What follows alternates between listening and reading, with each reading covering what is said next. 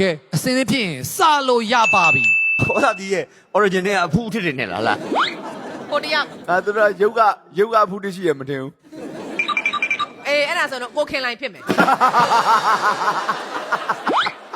အေးတခုပဲမင်းမယ်ဒီဒီနဲ့ Facebook မှာ friend လား ဟုတ်ဘူး အခိုင်လေးနဲ့လားအခိုင်လေး မ နဲ့ ခိုင်းနဲ့ရော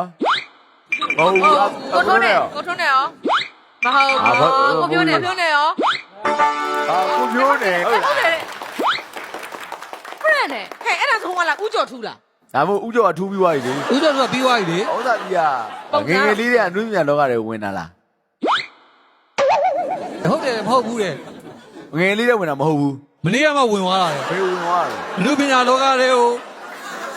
အိမ်အောင်ရှိလား single လား အော်တခါခံမှုတယ် အော် single ကိုပြိုးနဲ့တခါကိုထွန်းနဲ့တခါသိပြီပေါ့အဲ့ဒါနေသိပြီ 10စက္ကန့် ဟောခဏနေကိုစိုက်ကယ်စီးကကြိုက်တယ်မလားစိုက်ကယ်စီးကမညာနဲ့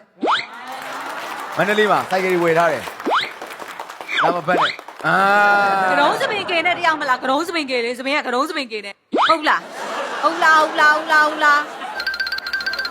ဒီရှင်တော်ရဲ့ရလား ညီမတယောက်ရှိရမလားညီမတယောက်ညီမလေးသေးသေးလေးမနိုင်ပြောစဉ်းစားလိုက်အောင်မရှိဘူးတော့မ ညီ လုပ် မ နဲ့လေ ဆိုရင်ဘာလို့နောက်ဆုတ်သွားလဲ သူစဉ်းစားပါတယ်ဗော အမရောရှိလား